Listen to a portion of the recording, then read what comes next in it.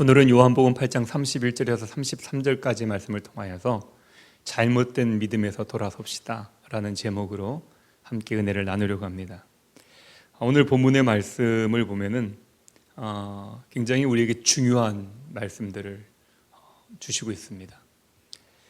30절의 말씀을 보면은요, 오늘 본문 말씀 읽었던 말씀은 아니지만은 30절, 8장 30절의 말씀에 보면은 예수님의 말씀을 들은 많은 유대인들이 예수님 앞에 믿음을 고백하는 장면이 나옵니다. 제가 한번 읽어보면 이렇게 기록되어 있어요. 이 말씀을 하심에 많은 사람이 믿더라. 예수님의 말씀을 듣고 많은 사람들이 아멘 했다는 것이죠.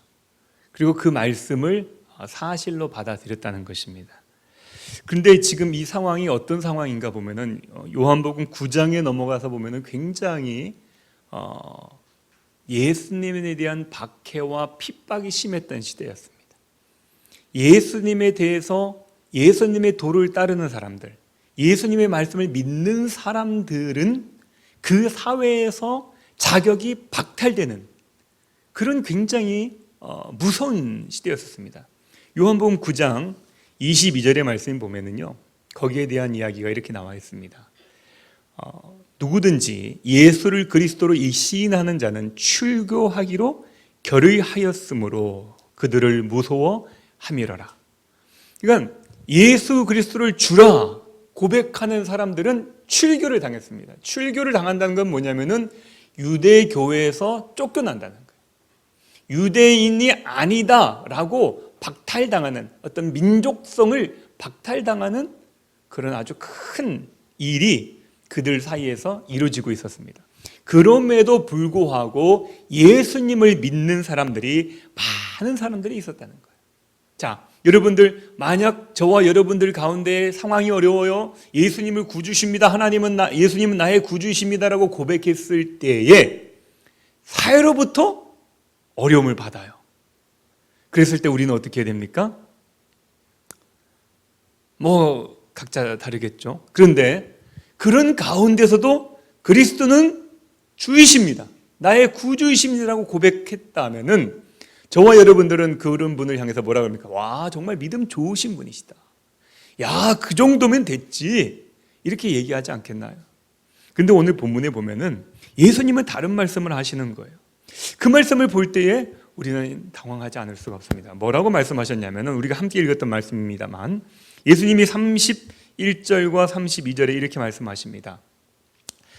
31절을 시작할 때 이렇게 시작해요. 그러므로 예수께서 자기를 믿은 유대인들에게 이르시되, 다른 사람들에게 얘기한 게 아니에요. 예수님을 믿지 않고 예수님을 박해하고 핍박하는 사람들한테 얘기한 것이 아니라 예수님을 믿은, 자기를 믿은 유대인들에게 이르시되 뭐라고 했습니까? 너희가 내 말에 거하면 참으로 내 제자가 되고 진리를 알지니 진리가 너희를 자유롭게 하리라, 이렇게 얘기했습니다. 이 말씀을 이렇게 우리가 신학적으로 성경적으로 풀려면 또 이렇게 많은 시간을 들여야 되겠지만, 이 말씀을 한마디로 요약하면 이거예요. 야, 너희들 이제 앞으로라도 내 말을 듣고 순종해. 그럼 너희들 구원받을 거야. 이 얘기입니다. 이 얘기. 믿음이 있었어요. 믿음이 있었습니다. 그리고 그 당시에 유업이 있음에도 불구하고 예수를 믿는 사람이 많았습니다. 그런데 그런 사람들을 향해서 예수님이 뭐라고 말씀하셨냐면은, 야, 너희들 마음에 말이야, 내 말이 너희 안에 거하면은 너희들이 내 참 제자가 될 거야. 진짜 제자가 될 거야. 그럼 지금 무슨 제자라는 거예요? 진짜 제자가 아니라는 거예요. 그리고 내 제자가 되고 그 다음에 진리를 알게 될 거다. 그리고 그 진리를 알게 되면 어떻게 된다고요? 너희를 구원해 줄 것이다. 그럼 지금 그 사람들은 예수님을 믿었지만은 구원받지 않았어요. 이게 무슨 얘기일까? 무슨 얘기일까? 한마디로 얘기하면은요, 이 예수님의 경고의 의미는 뭐냐면은, 예수님은 외형을 보지 않고 그 중심을 보신다는 겁니다. 다시요. 예수님은 믿음의 외형적인 모습보다 뿌리를 보신다, 이겁니다. 정말 그 겉이 화려하게 피어 있는지 안 피어 있는지 이게 중요한 것이 아니라 그 뿌리 밑에, 그 잎사귀, 그 꽃, 그 열매 밑에 뿌리가 있는지 없는지 이것이 중요하다 얘기하는 거예요.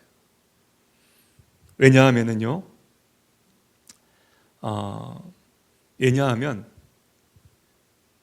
우리가 꽃을 보더라도 참 아름다운 꽃들이 참 많이 있잖아요. 그런데 아름다워요. 화려해요. 그리고 또 장점이 뭐냐면은 그 꽃이 시들지 않아요. 오래가는 꽃이 있어요. 뭡니까? 좋아죠, 좋아. 살아있지 않은 꽃들이 있어요. 그 꽃들이 아무리 화려하고 그 경제적으로 굉장히 좋은 조건이 있어요. 다른 꽃들은 꽃꽂이를 한다든지 이러면 금방 시들어 버리는데 이 꽃들은 시들지 않아요. 물을 안 줘도 돼요. 편합니다. 그런데 그 꽃들이 중요한 그 문제는 뭐냐면요, 생명이 없다는 거예요. 믿음도 마찬가지예요. 겉으로는 이렇다 저렇다 얘기하기도 하고 이렇게 나타나기도 한다는 겁니다. 그런데 예수님이 정말 중요하게 여기는 건 무엇이냐면은 그 믿음의 끝자락에 뿌리가 있느냐, 이걸 보신다는 거죠. 요한복음 8장 59절에 보면은요, 그들의 믿음과는 다르게 행동하는 모습이 나옵니다. 뿌리가 없으니까 어떤 일들이 일어나느냐? 8장 59절에 보면은 이렇게 기록되어 있습니다. 그들이 누구냐면은 바로 33절, 그들이 대답하되 그들이에요. 그들이 누구냐면은요, 31절에 자기를 믿은 유대인들 같은 뜻입니다. 자기를 믿은 유대인들이 그들이었고, 33절에 그들이었고, 도를 들은 그들이 바로 예수님을 믿는다고 했던 그들이었다는 것이죠. 그렇다면 어떻게 조금 전까지 예수를 믿는다고 했던 사람들이 예수를 죽이겠다고 돌을 들 수 있겠냐는 겁니다. 어떻게 보면은 예수를 믿는다고 했던 사람들이 예수님을 향해서 돌을 든 그 모습이 어떻게 그럴 수 있느냐라고 물을 수 있지만은 우리가 교회사를 보면은요, 이상한 일이 아니에요. 예수님을 판 사람이 누구 가운데 나왔습니까? 다른 사람들이 아니었잖아요. 예수님을 판 사람은 예수님의 제자 가운데 나왔어요. 또 교회사를 보면은요, 수많은 핍박자들이, 교회를 핍박했던 사람들이 어디서 나온지 아십니까? 교회에서 나왔어요. 교회에서 배신자들이 나왔습니다. 요즘도 여러 신앙의 문제들을 가지고 여러 사람들이 얘기합니다. 우리가 비대면 예배로 드려져야 되고, 만남을 자제해야 되고, 거리 두기를 하다 보니까 요즘은 그 시간 동안에 또 여러 정보들을 보게 됩니다. 근데 요즘은 유튜브가 막 하도 많아가지고, 근데 유튜브에 보면은 교회에 대해서, 신앙에 대해서, 신학에 대해서 얘기하는 사람들이 우후순처럼 많아요. 근데 말들은 참 잘하더라고요. 그럴듯하게 하고요, 진지하게 하고요, 그 말을 들고 있으면 그게 진짠가 싶을 정도로 얘기를 해요. 그런데 보면은 그 사람들의 사상 속에 그 배경을 보면은 자유주의 신앙이 가득 차 있는 사람들이 있더라고요. 그 사람들 그 대화 속에 그들의 생각이요, 신본주의가 아니라 인본주의적인 생각들이 많아요. 근데 사람들은요, 인본주의적인 얘기를 하면은 감동을 받는 것 같아요. 그래요. 휴머니즘, 사람에 대해서 사랑하는 마음을 가지고 사람이 중심이 된 이야기들을 들으면은 가슴이 뜨거워지죠. 근데 저와 여러분들 정말 이 시대에 정신 차려야 됩니다. 정신 차려야 돼요. 이러한 상황 속에서 우리는 더욱더 믿음 가운데 서 있어야 됩니다. 이렇게 해도 괜찮고 저렇게 해도 괜찮은 게 신앙이 아니에요. 많은 사람들이 같이 합의했다고 되어지는 게 신앙이 아닙니다. 신앙은 하나님과 우리의 관계여야 됩니다. 신앙의 기준은 말씀이어야 되는 것이죠. 그랬더니 많은 이단자들이 다 말씀 가운데서 시작하지 않습니까? 근데 왜 이단이라고 그런다 그랬죠? 이단의 시작은 다 말씀으로 시작해요. 성경으로 시작해요. 예수 그리스도로, 하나님으로 시작해요. 근데 어떻게 뭐가 다릅니까? 달을 이자에 끝단자. 마지막이 다른 거예요. 마지막이. 시발점은 똑같이 시작했는데 가면서 틀려지는 거예요. 해석이 달라지는 것이고 적용이 달라지는 것이고, 이것을 똑바로 말씀을 적용하지 못했을 때에 이단들이 되어지는 것처럼 우리가 믿는다고 합니다. 믿는 것 같아요. 열매도 맺히고 꽃도 보이는 것 같아요. 그런데 그 중심에 무엇이 있느냐가 가장 중요합니다. 예수님께서 마가복음 8장에 보면은 이런 얘기가 나와죠. 배에서 제자들에게 떡을 주라, 떡을 나누어라 라고 얘기했더니 떡이 없다고 수군거려요, 제자들이. 그때 예수님이 하신 말씀이에요. 아직도 알지 못하며 깨닫지 못하느냐? 너희 마음이 둔하냐? 너희가 눈이 있어도 보지 못하며 귀가 있어도 듣지 못하느냐? 또 기억하지 못하느냐? 예수님께서 너희들이 나와 함께 있고 기적을 보았고 내 설교를 들었고 내 가르침을 받았음에도 불구하고 알지 못한다는 거예요. 깨닫지 못한다는 거예요. 기억하지 못한다는 거예요. 여러분들이 예수님과 3년 동안 동거동락 하셨습니까? 아니죠. 그 동거동락 하면서 그 삶을 통해서 배웠던 제자들도 예수님의 말씀을 듣고 행동을 보았음에도 불구하고 주님의 말씀을 깨닫지 못함에 대해서 예수님이 탄식하고 있는 것을 볼 수 있습니다. 오늘 저와 여러분들도 오늘 이 말씀을 통하여서 과연 나는 이 도를 들었던 유대인들과 다를까? 한번 점검해 보시기를 바라겠습니다. 왜냐하면요, 잘못된 믿음은 믿음 없는 것보다 더 큰 불행을 초래할 수 있습니다. 믿음 없는 사람은 차후에라도 예수님의 말씀이 들어가서 그들이 거듭날 수 있었지만, 잘못된 믿음을 가진 사람들은 어떻게 됩니까? 예수님의 말씀을 배격하는 거예요. 이단을 섬기게 되는 것입니다. 그렇다면은 저와 여러분들이 우리의 믿음을 점검해야 되는데, 우리의 잘못된 믿음에서 돌아서는 저와 여러분들이 되시기를 바라겠습니다.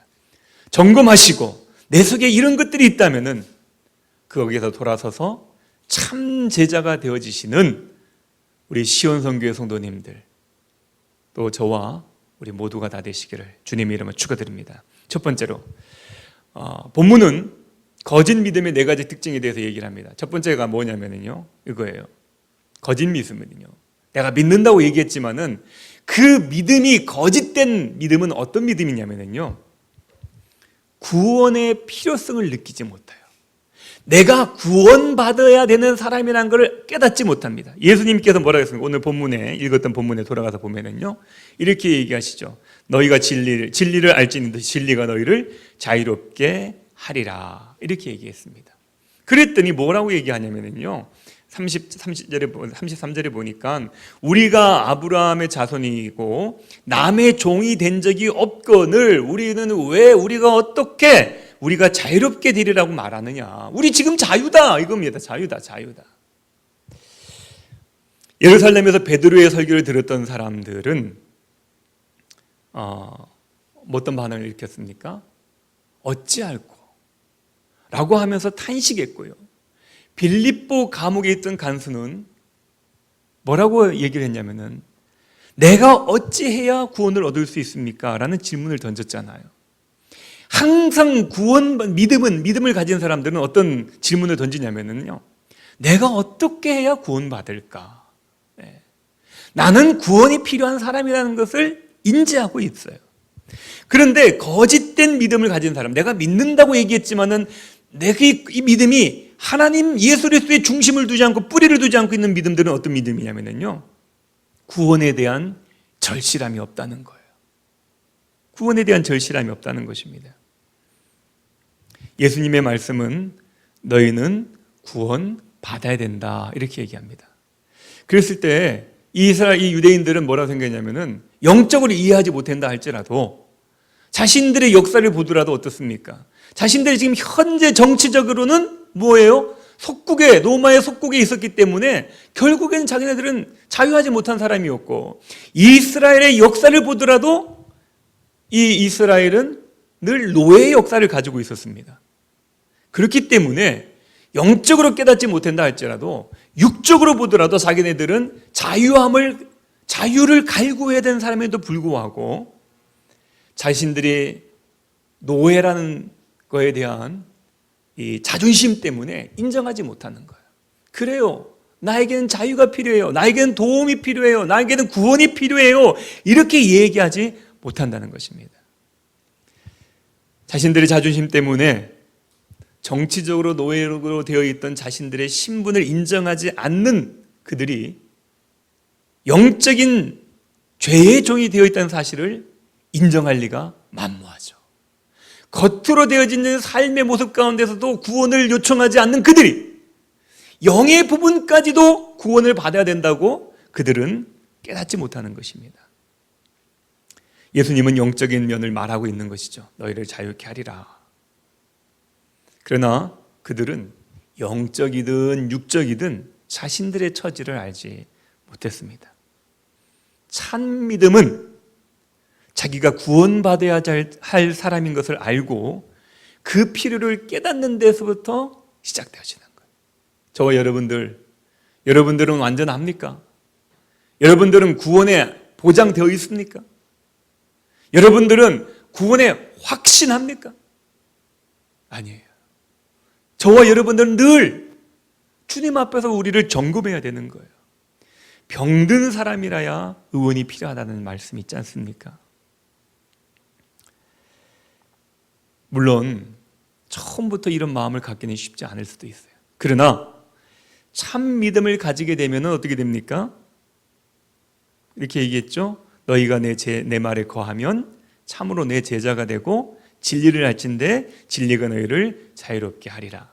참 믿음을 가지면 자기 자신이 예수님이 아니면 소망이 없는 죄인임을 깨달아야 됩니다. 내가 지금 구원받은 자라고 생각하고 감사하고 있는 분들이란다면 이 구원은 예수님으로부터 왔다는 것에 대한 감사와 감격이 있어야 된다는 것이죠. 여러분들은 어떻습니까? 예수님이 나를 구원했고 내 죄를 용서해 주었기 때문에 내가 구원의 자리에 서 있다는 이 상황에 대해서 감사하며 감격하며 아직도 구원받지 못한 사람들에 대한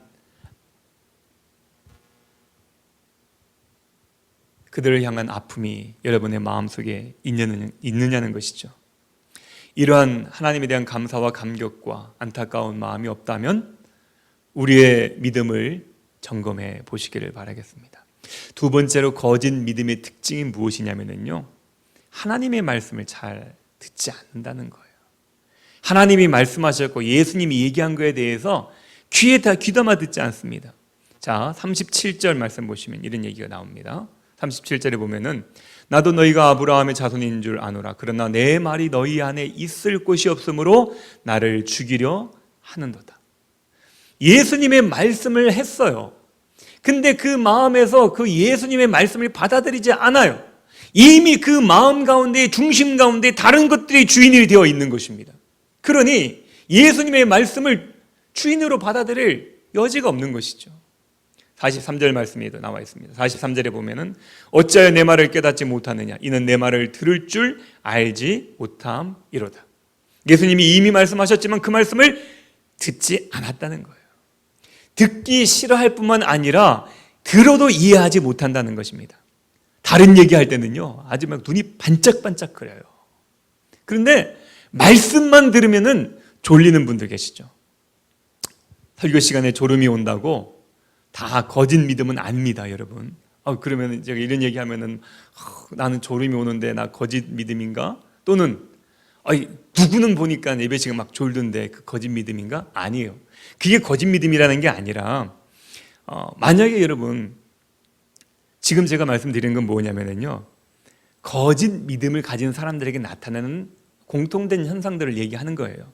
그러니까 졸기 때문에 거짓 믿음이라는 것이 아니라 거짓 믿음을 가진 사람들은 말씀을 흥미를 갖지 못한다. 거짓 믿음을 가진 사람들은 소그룹 모임에 열심히 하지 않는다.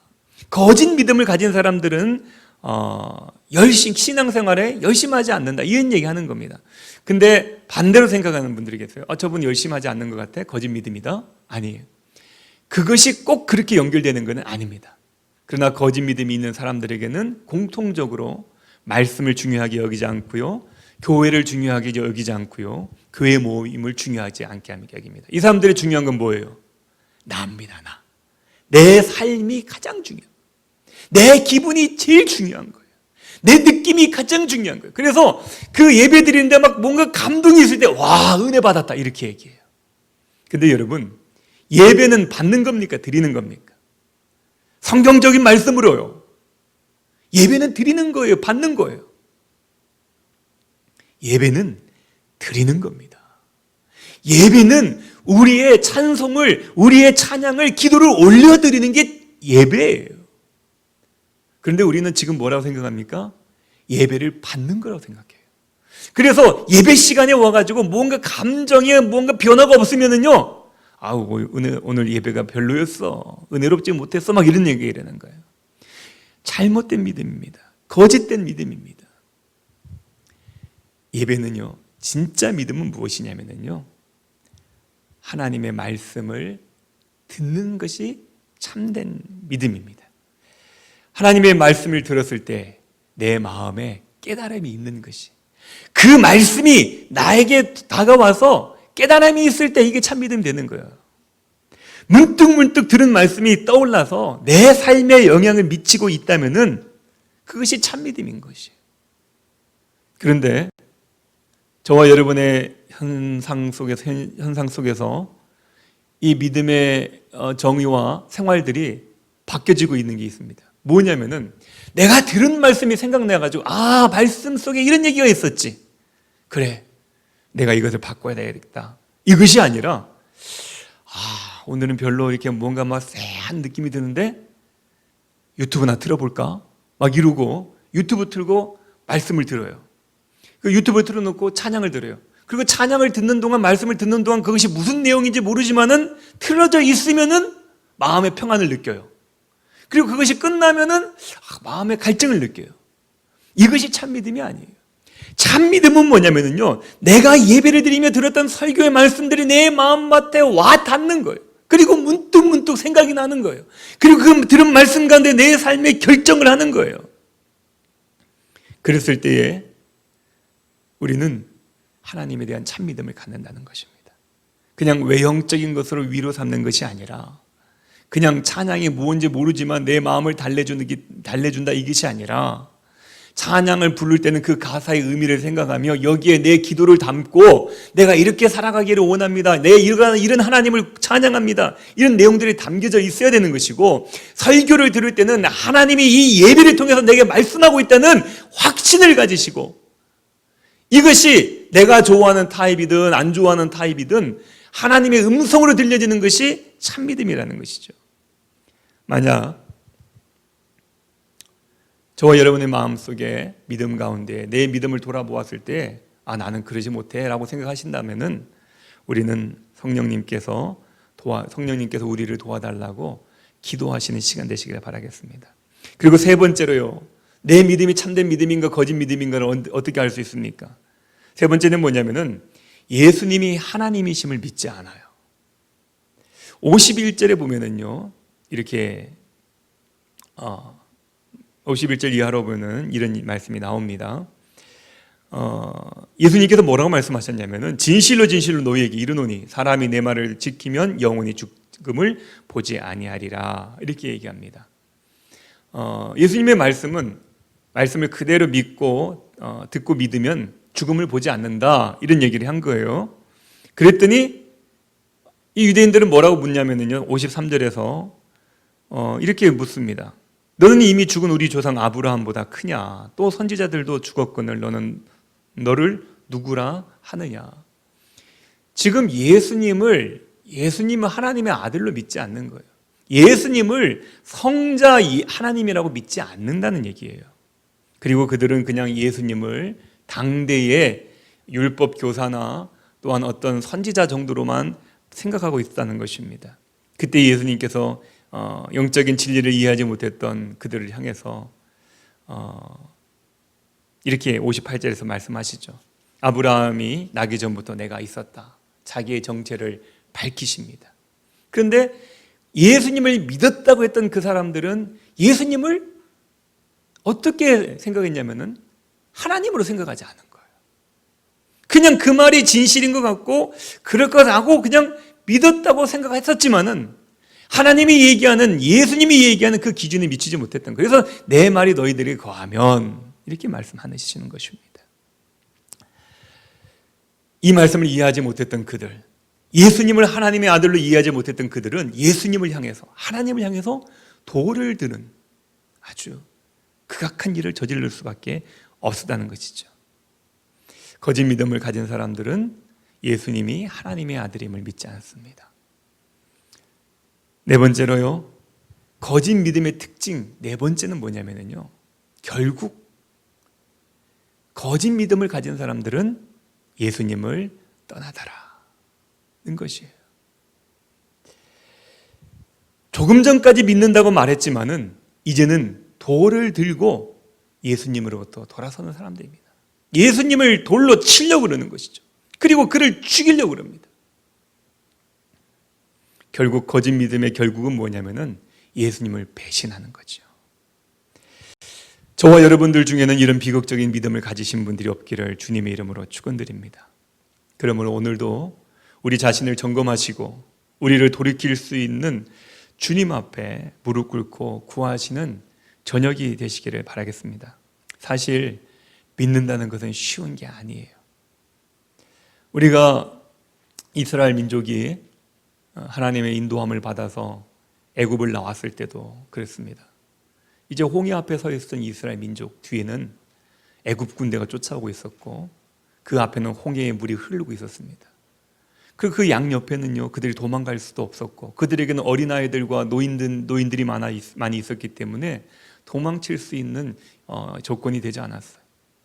그들은 생각했을 때는 하나님께서 지금 무엇인가를 보여주기를 원했을 것입니다. 그리고 그들이 그렇게 안타까운 절박한 상황 가운데 있을 때에 하나님이 도와주지 않는 것에 대해서 모세를 원망하고 하나님을 원망하기 시작했던 것이죠. 이것이 바로 저와 우리 모두의 공통적인 인간의 본성임들입니다. 물이 위에서 아래로 흐르는 것이 자연스럽잖아요. 그래서 사람들은요, 하나님보다는 세상을 사랑하고 자기가 죄인인 것을 인정하지 않으려는 것이 바로 우리들의 본성인 거예요. 그러나 저와 여러분들이 믿는 하나님은 우리의 본성을 거스릴 수 있는 강력한 능력이 있습니다. 할렐루야.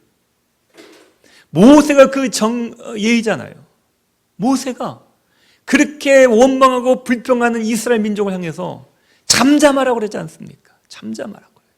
왜요? 그에겐 특별한 능력이 있었습니까? 아니에요. 모세와 똑같은 사람이었어요. 그럼에도 불구하고 그가 그들에게 잠잠하고 주님의 구원을 우리가 바라보자 라고 얘기한 이유는 뭡니까? 하나님의 말씀을 믿었던 거예요. 하나님이 자신의 구원자인 것을 믿었기 때문에, 하나님의 음성을 들었기 때문에, 그 음성이 분명하다고 믿었기 때문에 그는 그런 절박한 상황 가운데서도 이스라엘을 향해서 그렇게 권면하고 이야기할 수 있었던 것입니다. 근데 언제 구원이 이루어집니까? 그렇게 믿었을 때에, 그렇게 하나님의 구원을 기다렸을 때에 모세를 통해서 하나님은 홍해를 가르는 기적을 이스라엘 민족에게 보이셨고 그것이 결국 그들을 구원해냈다는 것이죠. 오늘 저와 여러분의 본성대로 살아간다면, 내 욕망대로 살아간다면 하나님 따라갈 수 없습니다. 회개라는 것이 뭔지 아세요?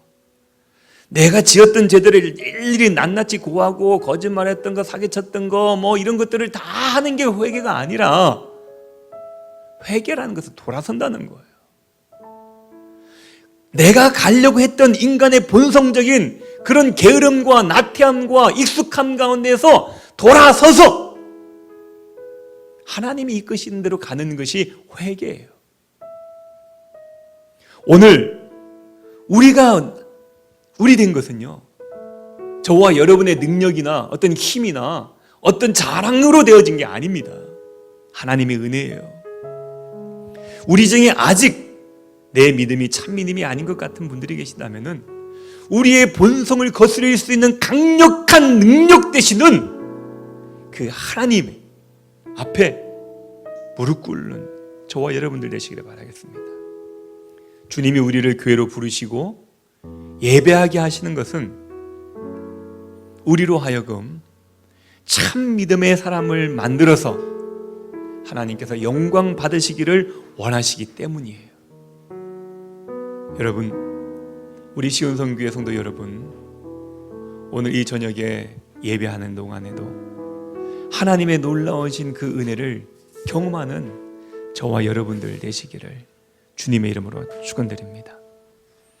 우리가 거짓된 믿음을 가지고 있다면 그 거짓된 믿음에서 우리를 돌이키고 참 믿음으로 말미암아 주님의 참된 제자가 되어지고 주님의 구원이 우리를 구원하는 그 놀라운 하나님의 일들을 보실 수 있기를 바랍니다. 코로나 상황 가운데 있습니다. 코로나 상황 가운데서 우리는 많은 것들을 생각하게 되죠. 그러나 이 상황 가운데서 우리는 절망하고 낙심하고 원망하고 불평해 본들 아무것도 변하는 게 없습니다. 이스라엘 민족이 홍해 앞에 섰을 때 그렇게 원망했지만 그 원망이 하나님을 움직일 수 있었던 게 아니었어요. 오로지 하나님을 움직일 수 있는 것은 믿음입니다.